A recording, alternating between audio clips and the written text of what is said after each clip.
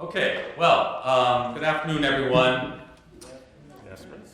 I know, come on. Good afternoon. Good afternoon.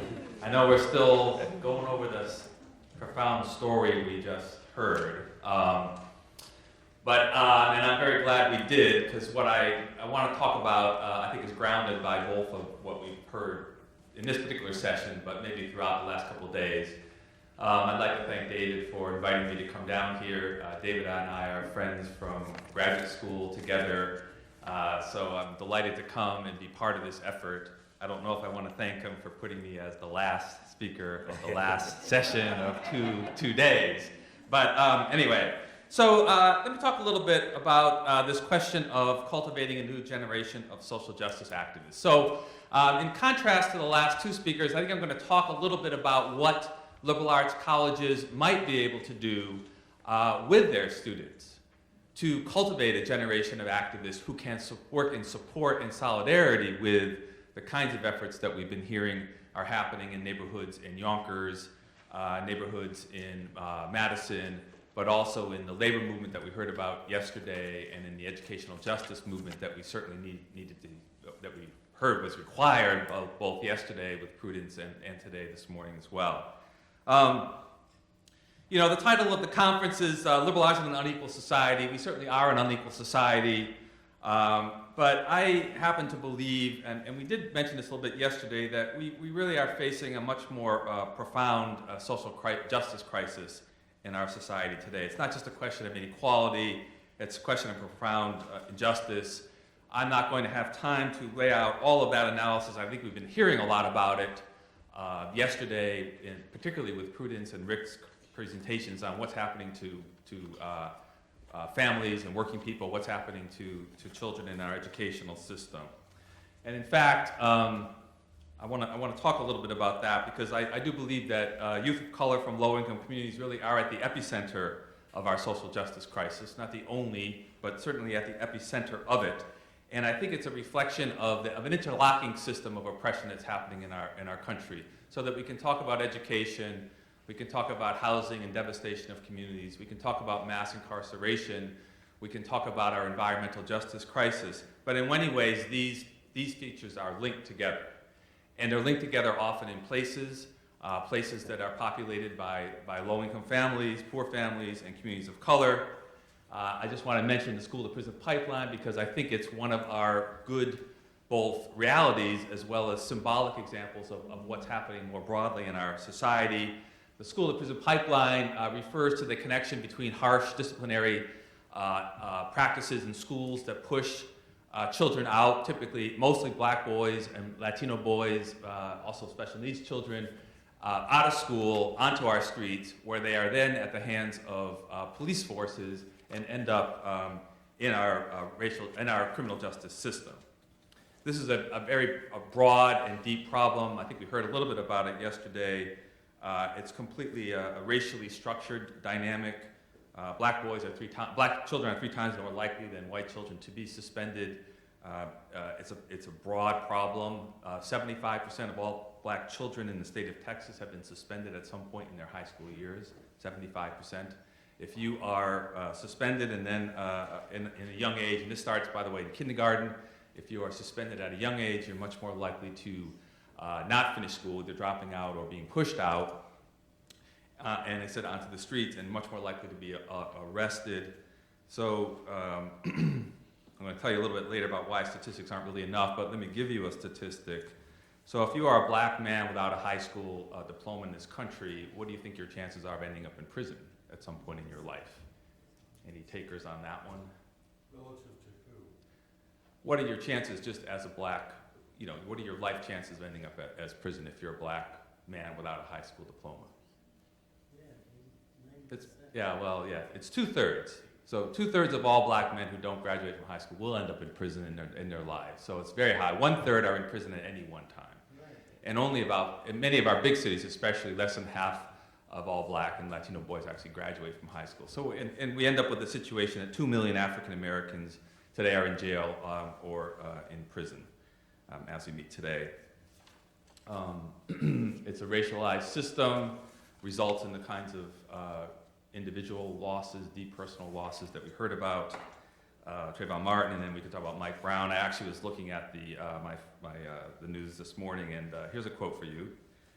You might know that the decision of the grand jury is going to come any day now in the Ferguson case. Quote, St. Louis area schools and townships are warning residents to stock up on water, food, and medicine before the Mike Brown court decision comes. You know, and you might ask yourself, what kind of society are we living in when that can be the headline in the newspaper?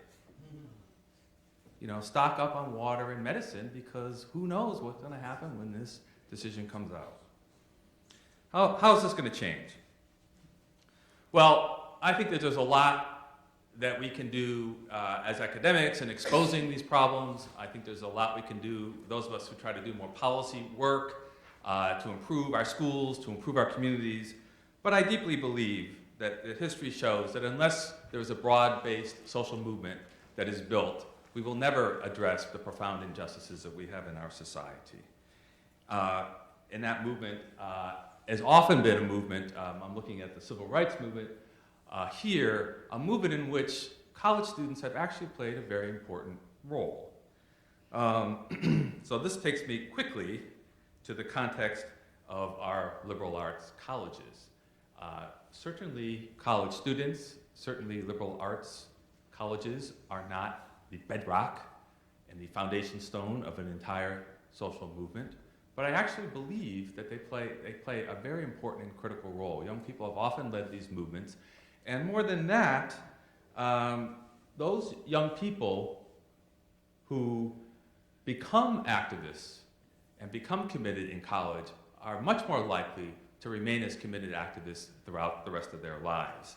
There's a famous study that Doug McAdam did of those young people who participated in Freedom Summer, showing how many of them were deeply committed and became activists in a broad range of movements after the demise of the civil rights movement, whether it was the women's movement, the environmental movement, the labor movement, and other kinds of movements. I think we heard a little bit earlier today about why college is a particularly important time or open time for young people. They've left their families and home communities often, and therefore are placed in situations where they are perhaps more open to changing their ideas, looking at new ideas. They are exposed to new kinds of people, to new kinds of ideas. Developmental psychologists talk about that stage of life being one where people are open to changing the frames in which they understand their lives.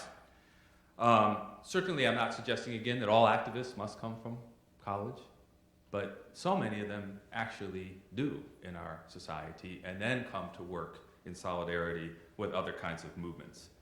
I'm going to talk a little bit about what might be necessary to do that from a study that I did called Fire in the Heart, which was really about how some white people came to care about racism and to be concerned about racial justice and to become committed to racial justice. So the issue of social justice is broader than that, but I also believe it's at the heart a question of racism and anti-racism in our society. And in that study, of the 50 people that I interviewed, almost everyone, a very large majority of them, started on their road to activism while they were in college. Some had never attended college, some did start later, some started earlier, but the bulk started at that time for some of the reasons that I've just suggested. I'm also kind of interested in this question about whether an institution as a whole can become and commit themselves to social justice, and that's a rather bold claim, and I want to come back to that, but my daughter actually attends Manhattanville College just up the road from here, and you might know that in the civil rights movement, a number of the historically black colleges did officially, as institutions, back and support the civil rights movement. Not all did, but a large number did. Well, there were a few white institutions that did too, and this is Manhattanville College, sorry, that officially endorsed and hired buses and sent students down who marched in marches under the banner of the Manhattanville College. At that time, it was still a Catholic women's college, and so there's the president in the middle of the school. And you might ask the question, why didn't other white colleges in the civil rights movement endorse that movement? I think that the potential is great in liberal arts colleges, I do also think, however, that we face a fundamental challenge. Well, I think that there's a possibility here compared to other kinds of universities in that liberal arts colleges have a commitment not just to education, but in some sense to the development of the whole person. And I don't know to what extent that lives still and is really alive that much at liberal arts colleges. We've been talking about a lot about neoliberalism, but it is in the tradition. But I do think that mainly the faculty who come here think of themselves as experts in their knowledge area and think mainly about what they're doing as educating people. And so if it's about social justice, let's teach our young people about social justice. Let's teach it in our courses. Well, there's a little bit of a problem with that. I was surprised to find that of all the people, I interviewed 50 people in my study, not a single person said, I read about racism in a book and decided I should do something about it. Now, that is not to say that teaching about it is not important, and I'll come back to that.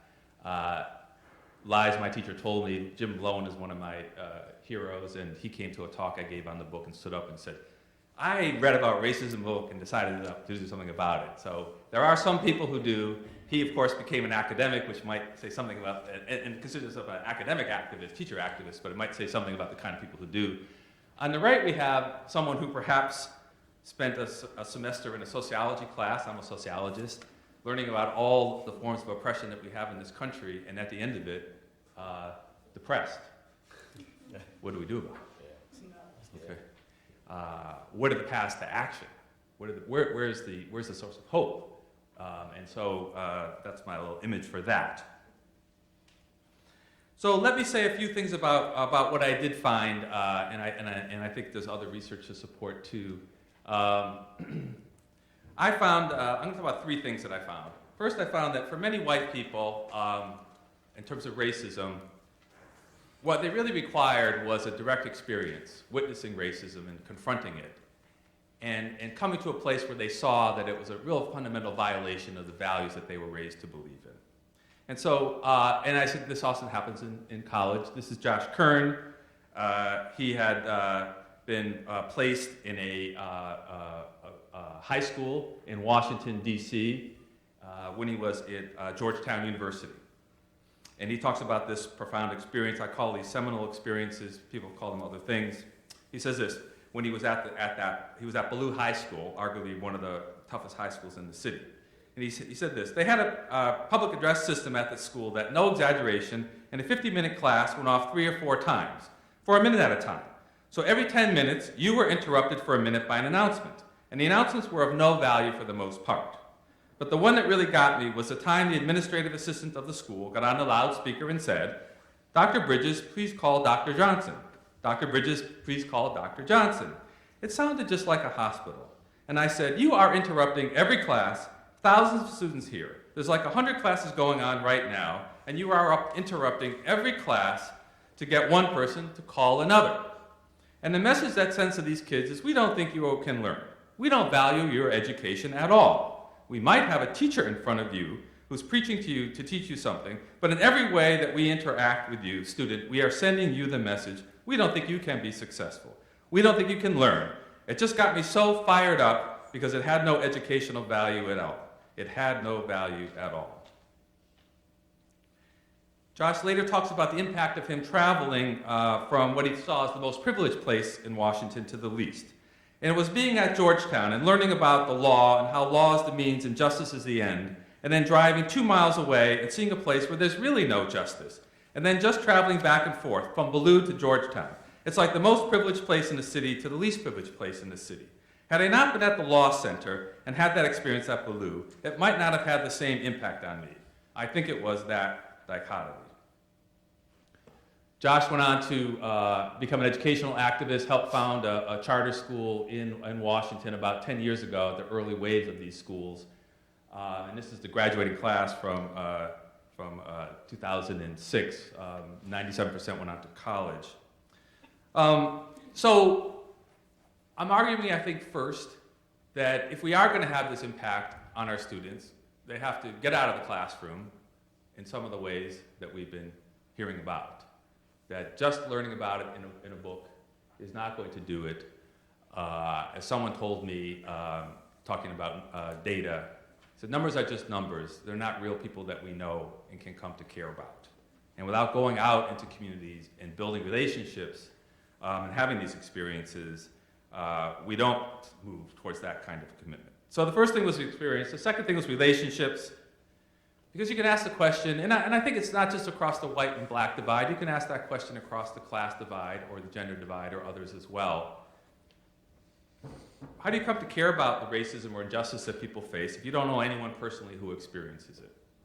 And in a society with the kind of segregation that we've been hearing about, Randy talked about, and others, how do many white students, or how many students of privilege have those kinds of relationships? And so getting out into the community is one way of doing that.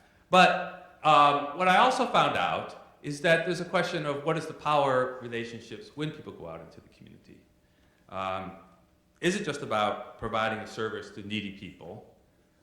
Or can there be a sense of power on the other side? So it's a sense of collaboration. And Madeline Talbot, who's a labor and community organizer, who became a labor and community organizer in Chicago that Randy may know and others, she told me this about her experience. This was actually in her senior year in high school when she was in a social action committee. And she said this: "They put us in contact with African American teenagers who have been thinking about stuff and were angry and moving. And it was a really jolting experience. We spent the weekend hanging out with some African American kids who were on the other side of Portland than from where I live." That's where she's from, the east side. "And it was really exciting for me to meet kids who weren't just taking the back seat at all. They were aggressive and smart, and they were really pushing us because we were kind of naive." She said this: "I realized that my sole experience of black people was the couple who were very quiet in whatever class I was ever in, who never said anything, never did anything, just tried to survive and get through the day. And I realized how dramatically different it was for me to be around kids who felt powerful and absolutely equal. And I realized, gee, I had never seen black people as equal despite my purported commitment to justice. And it really came as a jolt to me."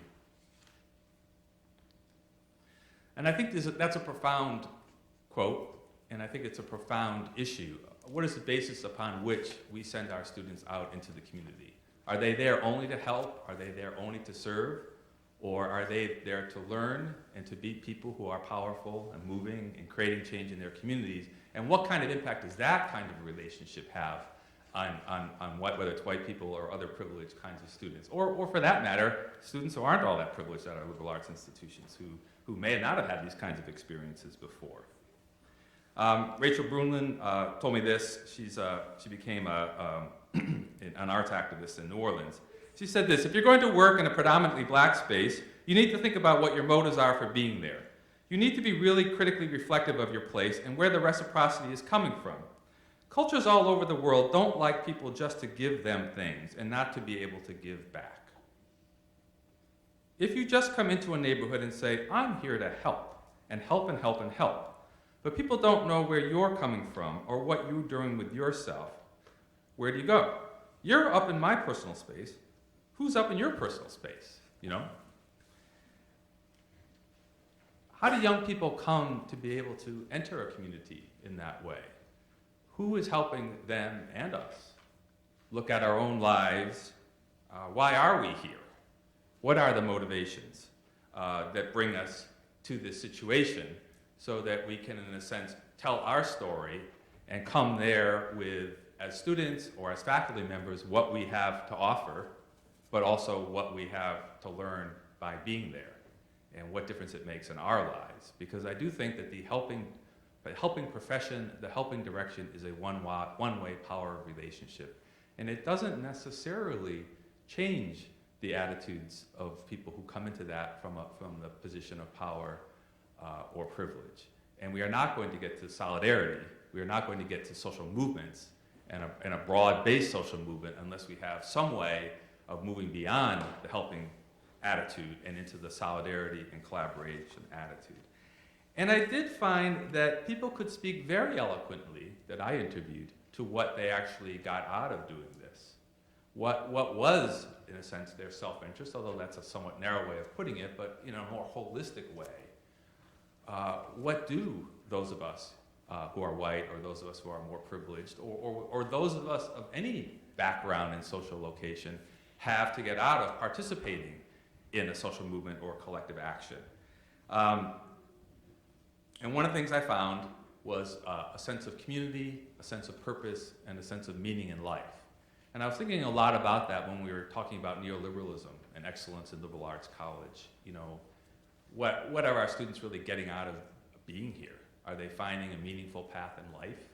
Or are they finding a career direction that leads them to financial sectors or whatever? I asked a question about myself as a faculty member. What am I getting out of being in the academic world? Where is the meaning of that? And I was thinking about that, going off a little bit, but you know, David and I did teach together in graduate school, and we got to teach Max Weber, whose famous essay, Science is Vocation, where he was talking about the disenchantment of the world, and his basic point was, you know, science cannot answer, and by science he meant broadly, I think the academic pursuit, cannot answer the only meaningful question that there is, the only important question that there is, and that is, how should we live our lives? Science can help us figure out how to do that once we've decided the answer to that question, but where does the answer to that question come? Josh Kern said this: those high school years were years that I really felt myself develop and become my own person. He was talking about he was in a Jewish high school that really did foster reflection, moral development, along with academic development, social development. He said, those high school years were the years that I really felt myself develop and become my own person. It took me 10 years to get back to that. This time in my life and that time in my life were the only two times where I really felt alive, good about what I was doing, connected in a way that felt like I'm a whole person. And Roxanne Allwer said, it's not really about contributing to someone else's cause. I feel that I'm contributing to the world that I would rather want to live in. I think inequalities, extreme inequalities, hurt everyone. For human beings to be very complete and really experience the full sense of community or a full and happy life, there needs to be more equality in it. So I see it as serving myself. I see it as working for what I want, not just what they want or need. It's what we all need to be happier, more centered, and more fulfilled in this world.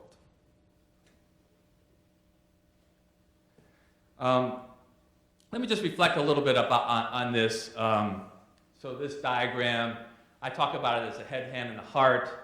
I found a story here where people have direct experiences. Those experiences tap into people's heart. They show the contradictions and the values of that we believe that we're living in a fair and just society. We see that we're not. We're angry because of that. We have some opportunities to get involved in activism. We have some opportunities to build different kinds of relationships. The quote that Randy held up there before, I learn more through action than I often learn before I undertake that action, or I'm paraphrasing.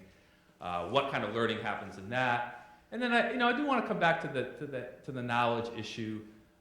It's not that it's what we do in our classrooms is not important. I do think it's important. People did speak very, very eloquently to, as they developed their commitments to racism, they wanted to understand more. What's the history of this? What's the structure of this? What's the language that I need to talk about what I'm doing? How do we advance the cause of racial justice? So the cognitive side, the head side, is very important. What I came to conclude is that, knowledge and science can help us understand what to do about racism, but it doesn't give us the commitment to do something about it in the first place. And that commitment comes from other sources that's experiential, and that's relational, that's emotional, as well as being cognitive. So what does that mean in practice? I think it means that a few things for our liberal arts colleges. First, I think we have to think about the kinds of settings in which we are sending our students out. There's a broad range of them. All of them are potentially positive. But can we think about activist groups, whether they're labor groups, youth organizing groups? I work a lot with youth organizing groups today. Putting people into situations where residents themselves are developing their leadership, exerting their power, whether it's in Yonkers or Milwaukee or wherever we are. There are actually quite a broad range of these organizations, and I'm not going to get into all this, but I had students who were sent out and worked with immigrants' rights groups, with healthcare activists, with the labor movement that we were hearing about yesterday, both either on our own campuses, but also right next to our campuses in hotels and in healthcare. racial justice movements broadly, and then something that I particularly are interested in, which is youth organizing. And one of the reasons I'm interested in youth organizing is because I think we often send our students into schools working with children, and that's great, but often children don't have the opportunity. In fact, I think our schools are fundamentally disempowering institutions, whatever community we're in, even some of the most affluent. But there are hundreds of youth organizing groups out there, or youth organizing arms of broader organizations in which young people are building up their leadership, are developing their power, and are completely flipping the stereotypes about them, and are actually demanding higher quality education and end to discriminatory policing and police violence and mass incarceration. How many of our colleges even look for those organizations to send students out to? I was on the board of the Phillips Brooks House Association for about 8 years, which is Harvard College's community service and action organization, and the executive director now of that organization is one of the critical leaders of as an adult of the youth organizing movement in Boston, and still that organization sends out 1,600 students out into communities every year, and a small handful end up working with youth organizing groups, of which there are 30 or 40 in Boston, involving over 1,000 young people. So it's an interesting challenge to do that. So one of the questions is, where do we place our students? But the next question would be, because their teachers will be out in the community. That's part of what we're saying here, right? Where people are going to learn is not just in our hands and our campus, but through the experiences and relationships they build. But secondly, how are we able to help people reflect on those experiences and learn from those experiences? And I think that's a fundamental challenge in the academic world. How many of our faculty, how many of our even community service staff are really prepared to help young people reflect on very powerful emotional and moral experiences? We were hired because of our expertise and our discipline area. We're not hired because, or most of us, I should say, unless we're in the world's of moral philosophy or other place, but even those people are not hired because they actually know how to work with real people on these issues, right? Real people. We are in a disinterested, non-emotional profession. How many of us are prepared to deal with strong emotions that our students may put forward? So it's a challenge, and I speak as a faculty member. It's a challenge for us not to just do to students or do for students, but then it's a question of how are we living our lives and what are we doing? If we never set foot out of our classrooms and into the communities, how are we ever going to help students reflect on that experience? If we don't know how to tell our story, why are we here? Why do we care about these things? Then how are we going to help students tell their stories? And I now, every course I teach now, I call it different things, so I can I call it a positionality paper or a standpoint paper, but it's really, what is your story? What's the story of yourself? And it's a very profound experience, and I do that with PhD students who are told your story isn't important. Don't tell your story. You're only here because you're going to use the best theory and research to answer important questions. Why you care about those questions, how you came to care about them, and how that affects what you do should be parked at the door. But when you open up that space, it's, I think, a profound space for them, but also for us, because if we're not willing to tell our story, how can we help others do that? So I'm running out of time. And I just wanted to say, I also think part of the problem here, too, is that we were talking about individualism yesterday. As faculty members, we are in a fundamentally one of the most individualistic oriented, and all the rewards are relentlessly individualistic. And the challenge then is, can we think about what kind of community are we forming, on our campuses with each other and with our students? And that's a great challenge. So I just wanted to end. I think that, of course, will our institutions as a whole embrace this mission? I'm not, pie-eyed about it. I do feel that our liberal arts institutions are facing a profound crisis, as we've been talking about, a profound crisis of relevance in an age of increasing costs. How will those institutions demonstrate their relevance to a society that is not just unequal, but is entering profound periods of crisis? And will some institutions step up and think about this question of think about themselves as becoming part of a broader social justice movement. So I don't think institutions are, as a whole, are ready to jump on too many. But I do think that it's a place where there are many spaces that can open up for those of us who see that necessity, who see that opportunity, despite the tensions with our traditions and our with reward structures. There are a lot of spaces for that, but we have to rethink, I think, what our role is in these spaces as faculty members, as community organization staff members, as other kinds of staff members. But if we do that, I think we have an opportunity. We ourselves have an opportunity to get out of this individualistic hole that I think many of us, I'm speaking as a faculty member here, many of us often feel. You know, what is the meaning in a life that produces article after article for journals that a handful of people read? You know, and I'm stereotyping a little bit, but that's a big, profound question.